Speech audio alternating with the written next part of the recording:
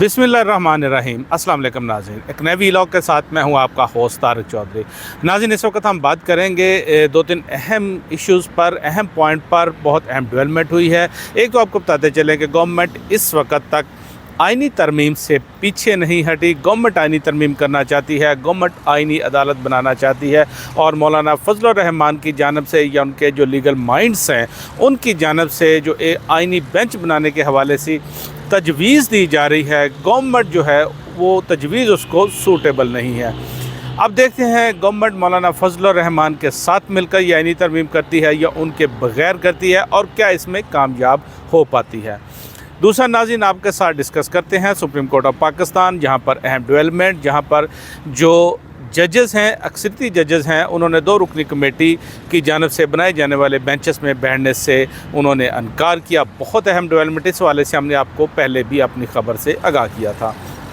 नाज़रीन, आपको बताते हैं, हमारे साथ रहिए, हमारा चैनल सब्सक्राइब कीजिए ताकि आप तक लेटेस्ट इन्फॉर्मेशन पहुँचती रहे। सबसे पहले तो आपके साथ डिस्कस करते हैं आइनी तरमीम के हवाले से। नाज़रीन, आपको बताएं, गवर्नमेंट इस वक्त तक आइनी तरमीम करने पर बज़िद है। गवर्नमेंट जो है वो चाहती है कि आइनी तरमीम करके एक नई आइनी अदालत जो है उसको कायम किया जाए। गवर्नमेंट के साथ पीटीआई के जो मामला थे, जो तलक़ात थे, ज़ाहिर बात हो 1 हफ़्ते के लिए थे। एससीओ कॉन्फ्रेंस है 15-16 अक्टूबर को और उस वक्त तक ये मामला जो है ऐसे नहीं होंगे, कोई ऐसी एक्टिविटी जो है वो नहीं होगी। लेकिन आपको बताते चलें, जो 15 और 16 अक्टूबर के बाद आने वाले 2-3 दिन हैं, आप कह लें 17 और 18 अक्टूबर, ये बहुत इम्पोर्टेंट है। वो इस हवाले से कि गवर्नमेंट डिटरमन है कि वो आइनी तरमीम करेगी और गवर्नमेंट इस बारे अपना पूरा जो है वो होमवर्क कर रही है। गवर्नमेंट को मौलाना फजलुर रहमान और उनके जो लीगल माइंड्स हैं उनकी जानिब से तजवीज़ दी गई कि आप सुप्रीम कोर्ट ऑफ पाकिस्तान में ही एक आइनी बेंच बना दे जो कि आइनी मुकदमात हैं उनकी समाअत करे और अलग से इस पर कोई आइनी अदालत ना कायम की जा सके, क्योंकि इस बारे जो वकला है उनका बड़ा ज़बरदस्त रद्द अमल आ रहा है और किसी भी सियासी जमात के लिए बहुत मुश्किल होगा कि उसको वो बर्दाश्त कर सके।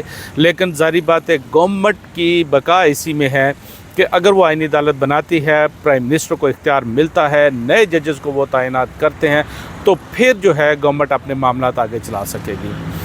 नाज़रीन, आइनी बेंच के हवाले से गवर्नमेंट जो है वो तजवीज़ मानने को अभी तक तैयार नहीं है और चूँकि मौलाना फजलुर रहमान, पीटीआई और दूसरे जो लोग हैं वो कह चुके हैं कि अगर आइनी बेंच बना दिया जाए तो कोई प्रॉब्लम नहीं है।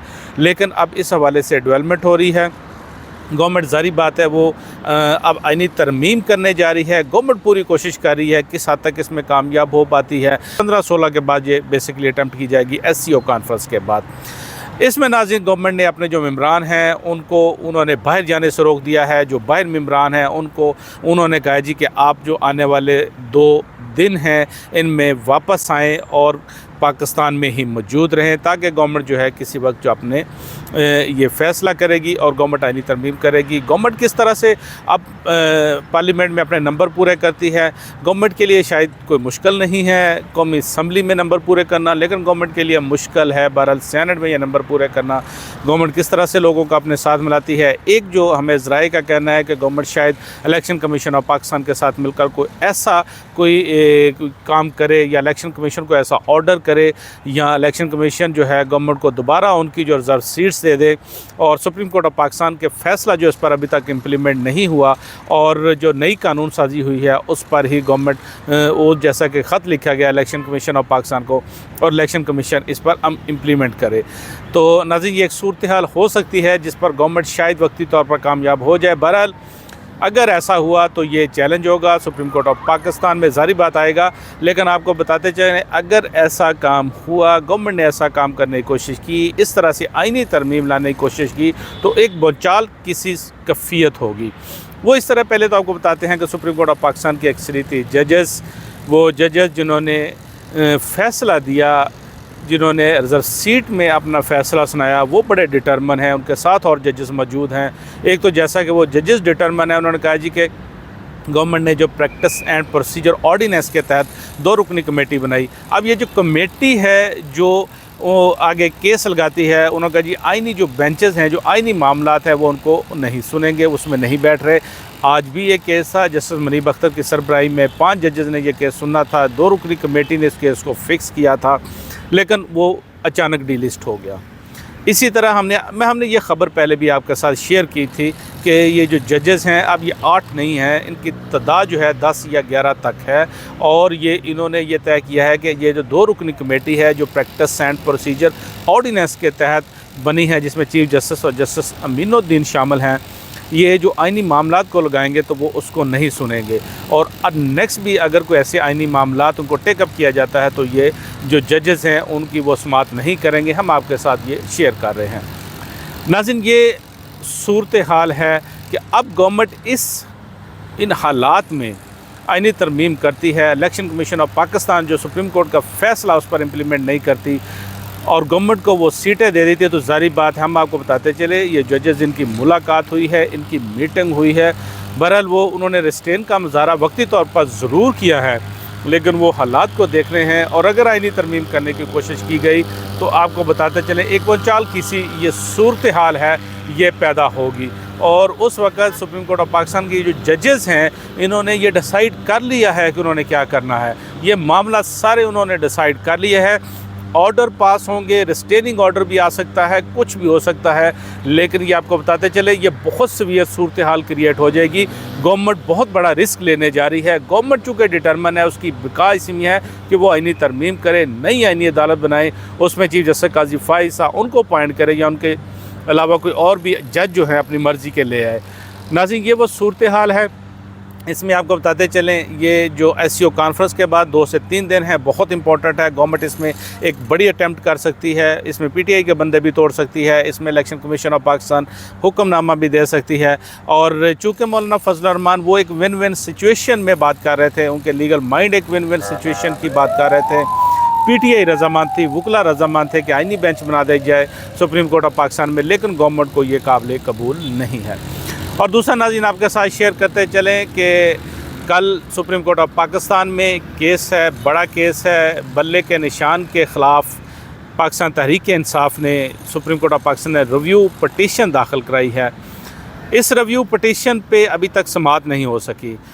इस केस को चीफ जस्टिस काजी फाइसा की सरबराही में 3 रुकनी बेंच ने 13 जनवरी को सुना था। पाकिस्तान तहरीक इंसाफ से बल्ले का निशान जो था उसको वापस ले लिया गया था।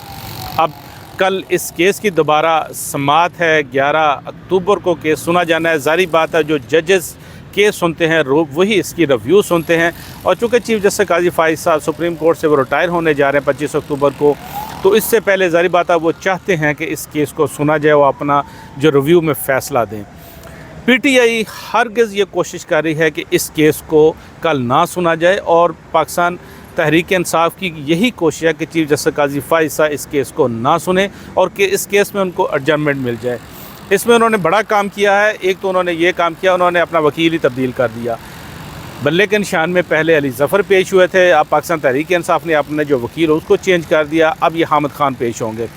इस बारे सुप्रीम कोर्ट ऑफ पाकिस्तान को बाकायदा आगाह कर दिया गया है और हामिद खान उन्होंने कह दिया जी कि मैं अवेलेबल नहीं हूँ, तो इसलिए जो कल केस ये सुनना है, रिव्यू पटिशन हमारी सुननी है, तो इसको आप मुलतवी कर दें, मैं नहीं आ सकता। उनकी जानब से जो दीगर फ्री कैन है उनको भी बता दिया गया जी कि हम नहीं आ सकते, इसलिए ये केस ना सुना जाए। एक तो ज़ाहिर बात ऑब्वियस है कि सुप्रीम कोर्ट में पहले तो ये था कि जो वकील एक्चुअल मेन केस में पेश होते थे वही रिव्यू में पेश होते थे, लेकिन ये प्रैक्टिस एंड प्रोसीजर एक्ट जो आया उसमें फिर इजाज़त मिल गई कि रिव्यू में वकील जो है उसको चेंज किया जा सकता है। अब पीटीआई जो है रिव्यू में वकील अपना चेंज कर सकती है और वकील हामिद खान हैं, पीटीआई के जो सीनियर जो उनके क़यादत में उनका शुमार होता है और उन्होंने कहा जी कि मैं अवेलेबल नहीं हूँ। पीटीआई कोशिश कर रही है 25 अक्टूबर का वक्त निकाले और ताकि इसके बाद इस केस को सुना जाए और इस पे रिव्यू में उनको कोई अच्छा ऑर्डर मिल सके। तो नाज़रीन ये सूरत हाल है। पीटीआई के साथ तक कामयाब हो पाती है या सुप्रीम कोर्ट ऑफ पाकिस्तान का ये केस सुनती है या नहीं सुनती, इस पे क्या डेवलपमेंट होती है, बहुत अहम जो है ये डेवलपमेंट होने जा रही है। नाज़रीन ये वो अहम डेवलपमेंट थी जो आपके साथ शेयर कर रहे थे। अपना बहुत सारा ख्याल रखिएगा। आपकी खिदमत में फिर हाज़िर होंगे नए वीलॉग के साथ। अल्लाह हाफिज़।